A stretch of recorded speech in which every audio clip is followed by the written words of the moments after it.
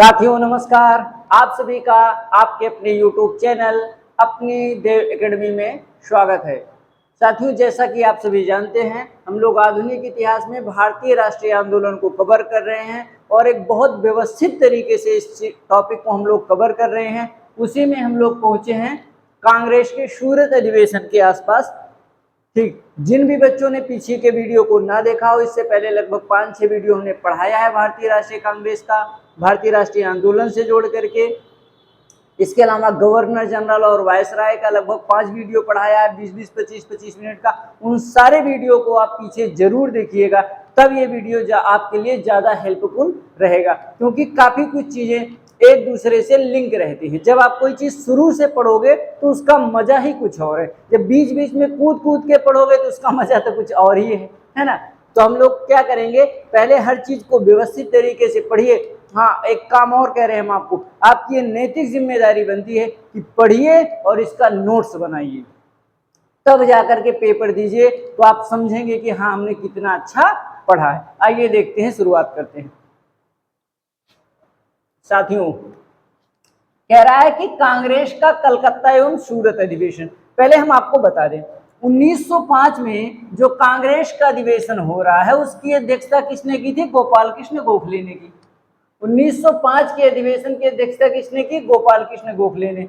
1906 के अधिवेशन की अध्यक्षता दादा भाई नौरोजी ने की और 1907 के अधिवेशन की अध्यक्षता रासबिहारी बोस ने की। देखो, 1905 में होता क्या है, जब कांग्रेस अधिवेशन हो रहा है तो 1906 के कांग्रेस के अधिवेशन के लिए कुछ लोग लाला लाजपत राय को अध्यक्ष बनाना चाहते थे, कुछ लोग बाल गंगाधर तिलक को अध्यक्ष बनाना चाहते थे। लेकिन होता क्या है कि दिमाग लगा करके अध्यक्ष किसको बना दिया गया? दादा भाई नौरोजी को बना दिया गया। अर्थात दादा भाई नौरोजी सबसे सीनियर व्यक्ति थे, तो इनके अध्यक्ष बनाने पर किसी ने विवाद भी नहीं किया। फिर ये लोग उम्मीद किए कि चलो 6 ना सही 7 में हम लोग अध्यक्ष बन जाएंगे। जब इनको 7 में भी अध्यक्ष नहीं बनाया गया, इन्होंने अपने साथियों सहित यानी लाल बाल पाल ये तीनों चारों लोग मिल करके क्या करते हैं, कांग्रेस को छोड़ देते हैं। जब कांग्रेस को छोड़ देंगे तो किसी को 8 में, किसी को 9 में क्या करेगा, सरकार इनके ऊपर राजद्रोह का मुकदमा लगाएगी और इनको पिंजड़े में डाल देगी।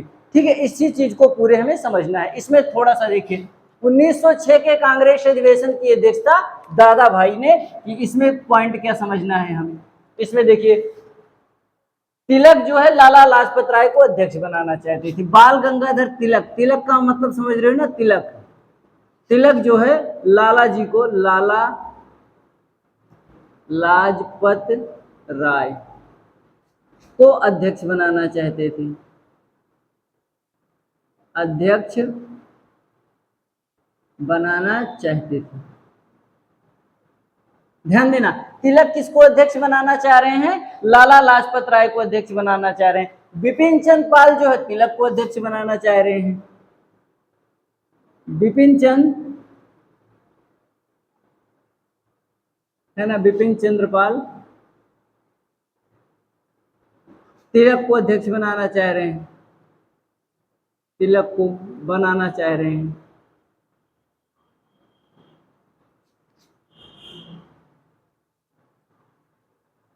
लेकिन होगा क्या, जो भूपेंद्र नाथ बसु हैं वो दिमाग लगाएंगे कि भैया अगर तिलक को बनाएंगे तो ज्यादा क्रांतिकारी हो जाएंगे, और लाला लाजपत राय बनेंगे फिर भी क्रांतिकारिता की हद ही पार हो जाएगी। ये लोग क्या करते हैं, जैसे तैसे मैटर को सुलटाने के लिए 1906 में भूपेंद्र नाथ बसु के नेतृत्व में किसको अध्यक्ष बना दिया गया? भूपेंद्र नाथ बसु ने दादा भाई को अध्यक्ष घोषित कर दिया। भूपेंद्र नाथ बसु ने दादाजी को अध्यक्ष घोषित कर दिया, दादाजी को अध्यक्ष घोषित कर दिया। ये आपके घर वाले दादाजी नहीं है ना, नहीं समझो किस दादा को अध्यक्ष घोषित कर दिया, तो ये आपके घर के दादा नहीं है। ये कहाँ के दादा? भारतीय राष्ट्रीय कांग्रेस के दादा भाई नौरोजी इनका नाम है। इनको प्रेम से लोग दादा भाई कहते थे। इनको अध्यक्ष घोषित किया। अच्छा, ये पार्टी के सीनियर आदमी थे, तो इनके नाम पे जैसे कहते ना कि अगर 2 भाई आपस में लड़ रहे हो या तो जहां पर किसी बड़े का नाम आ जाएगा तो फिर अंततः वो लोग शांति ही हो जाते हैं। दादा भाई को अध्यक्ष घोषित कर दिया। जैसे तैसे 1906 का चला। अब 1907 में क्या हो रहा है, ये लोग कहे कि 1907 में अधिवेशन में अध्यक्षता किसी न किसी को मिल जाएगी। अच्छा, होता क्या है कि 1907 का अधिवेशन पहले नागपुर में होने वाला था। कहाँ पे होने वाला था? नागपुर में होने वाला था। लेकिन जो है नरम दल वालों ने आनन फानन में इसका स्थान चेंज कर दिया। ये कहाँ पे करवा दिया? सूरत में। और सूरत में करवा दिया तथा रासबिहारी बोस को अध्यक्ष बना दिया। ये पहले नागपुर में प्रस्तावित था। कहां प्रस्तावित था? नागपुर में प्रस्तावित था। बाद में कहां कर दिया गया? बाद में सूरत में कर दिया गया। सूरत में किया गया। अब क्या होगा, जब बाद में सूरत में इसको कर दिया जाएगा भैया, तो जो सूरत अधिवेशन से जुड़े लोग हैं या जो नागपुर में योजना बना रहे हैं कि अध्यक्ष कौन बनेगा, तो उनमें आपस में मतभेद हो जाएगा। ठीक है, एक लाइन इसको मिटाते हैं, फिर इसको बाद में लिखते हैं। होता क्या है, और अध्यक्ष किसको घोषित कर दिया गया? रासबिहारी बोस को। रासबिहारी बोस को अध्यक्ष कौन बन गए? आपके रासबिहारी बोस जी बन गए। अब होगा क्या, अब यहीं पर कांग्रेस दो भागों में बढ़ जाएगी। कांग्रेस क्या होगी? दो भागों में बढ़ जाएगी। कांग्रेस के दो टुकड़े होंगे। कांग्रेस के गुट, दो गुट हो गए।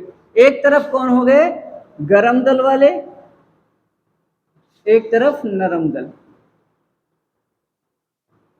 जो गरम दल वालों में है, इसमें कौन है? लाल, बाल और पाल।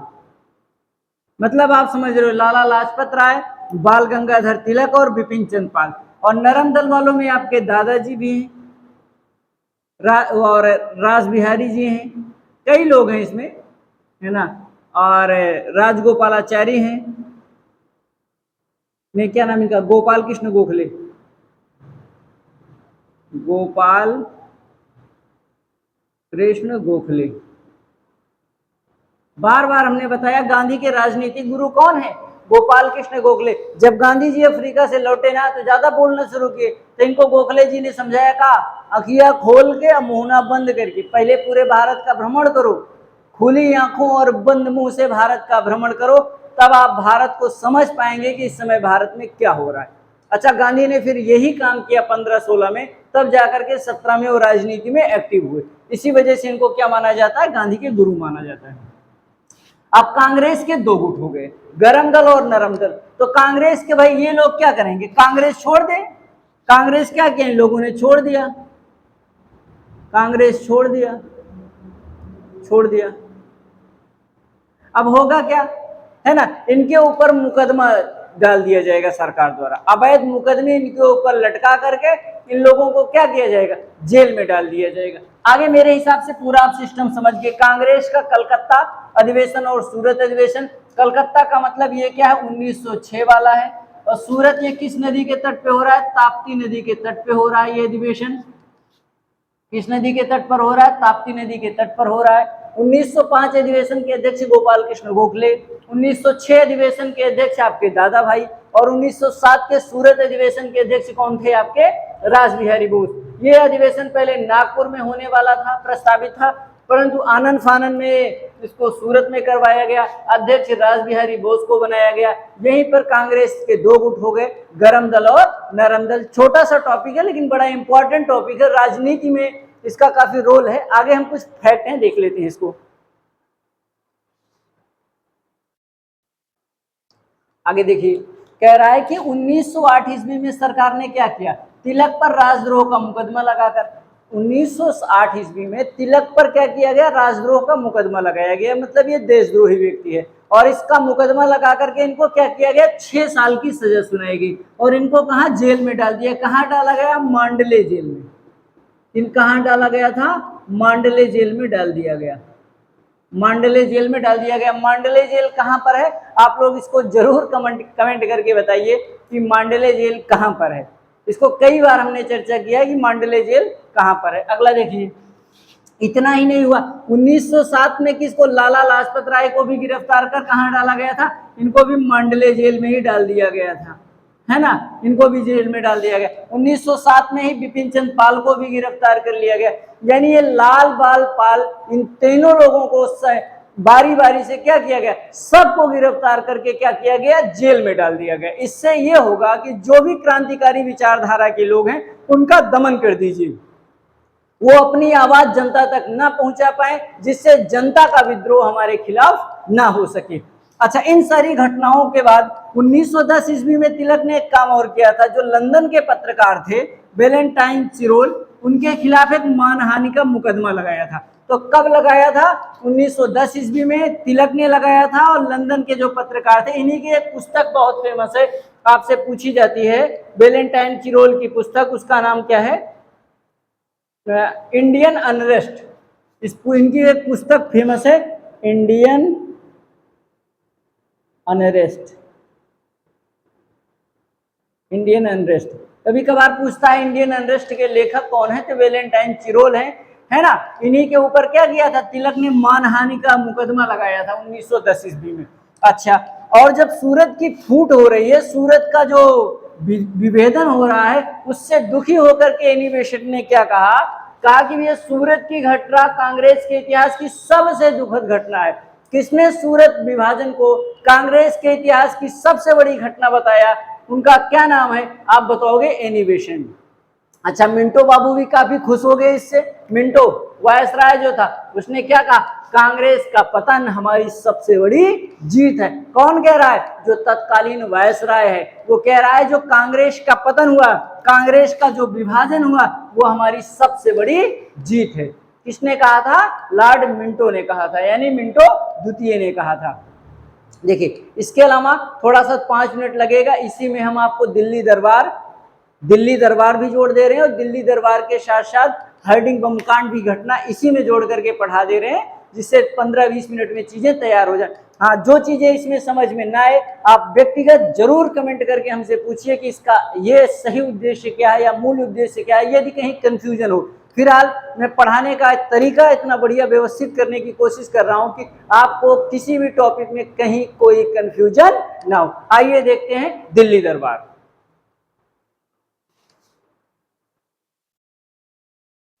आइए आगे देखते हैं दिल्ली दरबार। दिल्ली दरबार अभी तक भारत में 3 बार दिल्ली दरबार लगी है, तीसरा दिल्ली दरबार है। दिल्ली दरबार कितनी बार हुआ है, ये तीसरा दिल्ली दरबार था। और इसी में कहा गया कि बंगाल विभाजन रद्द।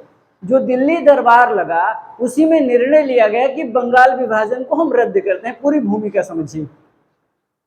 होता यह है कि 1911 ईस्वी में दिल्ली दरबार, अच्छा इससे पहले भी समझते हैं, 1910 ईस्वी में 1910 ईस्वी में क्या होता है, ब्रिटिश सम्राट जॉर्ज पंचम बनते हैं। ब्रिटिश सम्राट जो है, ब्रिटिश सम्राट जॉर्ज पंचम बने, जॉर्ज पंचम बने। बात को ध्यान से समझना, ब्रिटिश सम्राट कौन बन रहा है, जॉर्ज पंचम। तो जो व्यक्ति 1910 में ब्रिटिश सम्राट बन रहा है, वही 1911 में क्या आ रहा है, 1911 में भारत भ्रमण करने आया। भारत भ्रमण करने आया, भारत भ्रमण करने आया। जब भारत भ्रमण करने आया तो इसमें देखा कि लोग काफी विरोध कर रहे थे, जगह जगह धरना, प्रदर्शन, इस तरह की तमाम प्रतिक्रियाएं चल रही थी, जिसको उसने जाना समझा। और इस समय आपका वायसराय भी चेंज हो गया है। इस समय वायसराय कौन हो गया, लॉर्ड हार्डिंग हो गया है। तो इसने निर्णय ये लिया, पूछा गया होगा कि भैया क्या लफड़ा है, तो पता लगा कि बंगाल विभाजन का विरोध किया जा रहा है, तो कहा बंगाल विभाजन रद्द करो। हाँ, एक कमेटी उस समय आई थी, बंगाल विभाजन रद्द हुआ, बता रहे हैं, बंगाल विभाजन रद्द किया गया, बंगाल विभाजन रद्द किया गया, रद्द किया गया। कब रद्द किया जा रहा है, 1911 में तुरंत निर्णय लिया गया कि बंगाल विभाजन रद्द। और उस समय वायसराय कौन है आपका, लॉर्ड हार्डिंग, लॉर्ड हार्डिंग है। बंगाल विभाजन रद्द के समय वायसराय है, कौन है, हार्डिंग है। और विभाजन का रद्द जो किया गया किस रिपोर्ट पर किया गया, तो अरुंडेल रिपोर्ट पर, अरुंडेल कमेटी की रिपोर्ट पर, आधार किसको बनाया गया था? अरुंडल कमेटी की रिपोर्ट को आधार बनाया गया। उसमें अरुंडल कमेटी में यह कहा गया कि बंगाल का विभाजन गलत तरीके से किया गया, जिसको लॉर्ड हार्डिंग ने क्या किया था? बंगाल यानी हार्डिंग द्वितीय ने बंगाल विभाजन को रद्द किया। पूरी बात समझिए। 1910 में ब्रिटिश सम्राट जॉर्ज पंचम बन रहा है। 1911 में वो भारत भ्रमण करने के लिए आएगा। तो 1911 में दो काम किए जाएंगे, एक बंगाल विभाजन रद्द और घोषणा की जाएगी कि हम राजधानी किसको बनाएंगे? दिल्ली को बनाएंगे। लेकिन ध्यान देना, राजधानी बनाने की बात कब कर रहा है? घोषणा कब हो रही है? 1911 में। लेकिन राजधानी अब बनेगी कब? बनेगी 1912 में। दोनों पृष्ठ में अंतर है। राजधानी बनाने की घोषणा 1911 में की जा रही है, लेकिन राजधानी बनेगी कब? 1912 में। जब राजधानी 1912 में बनेगी तो हार्डिंग बम कांड की घटना भी यहीं से जुड़ जाएगी। होता क्या है, लॉर्ड हार्डिंग जो वायसराय है, उसके ऊपर क्या किया जाता है? चांदनी चौक में बम फेंका जाता है, बसंत विश्वास और मनमत विश्वास द्वारा, है ना। इसी को इतिहास में क्या कहते हैं? जब राजधानी 1912 में बनेगी तो यही क्या, कौन सी घटना जुड़ी है? हार्डिंग बम कांड। अलग से इसको हम टॉपिक ही बनाएंगे, परेशान मत होना। हार्डिंग बम कांड। हार्डिंग बम कांड कब हुआ? 1912 ईस्वी में। अच्छा, यहीं पे थोड़ा सा और बात कर लेते हैं अरुंडल कमेटी की। एक दिल्ली दरबार आपका ये था, एक तीनों दिल्ली दरबार की चर्चा कर देते हम लोग। कहाँ गया मिटाने वाला जी? देखिए, पहला दिल्ली दरबार ये था।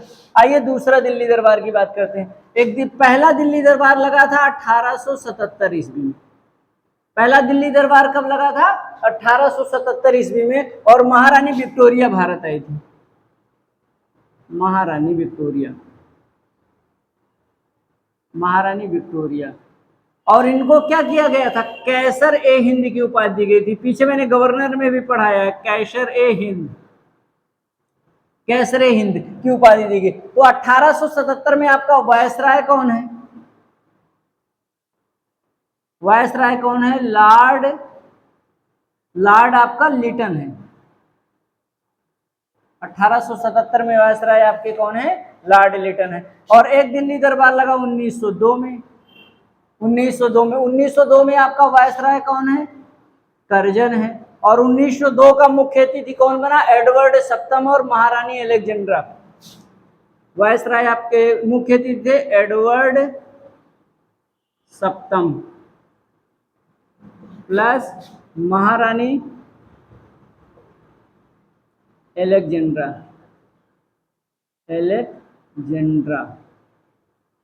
महारानी एलेक्जेंड्रा।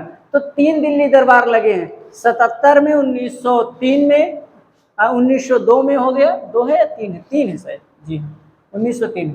1877 में, 1903 ईस्वी में और 1911 ईस्वी में तीन दिल्ली दरबार लगे। तीनों को आपको ध्यान से समझ लेना है। अच्छा, आप शायद मेरे हिसाब से दिल्ली दरबार भी समझ गए और बंगाल विभाजन भी समझ गए। ध्यान देना, बंगाल विभाजन कब रद्द किया जा रहा है? 1911 में। किस समिति की सिफारिश पर? अरुंडल समिति की सिफारिश पर। अरुंडल, ये बिंदी हो जाएगी, अरुंडल समिति की सिफारिश पर। अरुंडल समिति की सिफारिश पर। यह प्रश्न बहुत इंपॉर्टेंट है, अरुंडल समिति की सिफारिश पर। अब हम लोग क्या करेंगे, आपको ले चल के 1911 तक छोड़ रहे हैं। अब इसके अलावा अगला टॉपिक हम लोगों का होगा कांग्रेस के अलावा जो अन्य क्रांतिकारी संगठन थे, अब उनकी बात करेंगे। देखो हमने पढ़ा क्या, सबसे पहले हमने पढ़ा कांग्रेस से पूर्व के राजनीतिक संगठन, फिर हमने पढ़ा कांग्रेस का राजनीतिक संगठन, और अब पढ़ेंगे कांग्रेस के अलावा अन्य राजनीतिक संगठन। अब कांग्रेस के अलावा अन्य राजनीतिक संगठन जैसे महाराष्ट्र में है, बंगाल में है, दिल्ली में है, पंजाब में है और विदेशों में है। तो यही दिल्ली वाला पढ़ेंगे तो आपको हम बताएंगे कि हार्डिंग के ऊपर बम कैसे फेंका गया, है ना। पंजाब वाला पढ़ेंगे तो लाला हरदयाल ने आगे क्या क्या किया, कहाँ गए, कैसे शिक्षा लिए, राज बिहारी बोस की आगे की क्या भूमिका रही। ठीक है दोस्तों, ये अगर वीडियो आपको पसंद आ रहा हो तो लाइक जरूर करें, हमारे चैनल अपनी देव एकेडमी को सब्सक्राइब करें, कमेंट करें। हम लोगों की कोशिश पूरी है कि आपको बहुत अच्छी चीज़ें मिले। और बार बार मैं बता रहा हूँ, ये परीक्षा ये किसके लिए हम लोग पढ़ा रहे हैं? बिहार पब्लिक सर्विस कमीशन का कोई भी एग्जाम हो, A to Z Uttar Pradesh लोक सेवा आयोग या उत्तर प्रदेश के अलावा आरओ एआरओ, रेलवे हो गया, एसएससी हो गया, इन सभी भर्ती परीक्षाओं के लिए टॉपिक बहुत ही महत्वपूर्ण है। ठीक है दोस्तों, अगर आपको वीडियो अच्छा लग रहा है तो लाइक शेयर सब्सक्राइब जरूर करें। नमस्कार दोस्तों, जय हिंद जय भारत।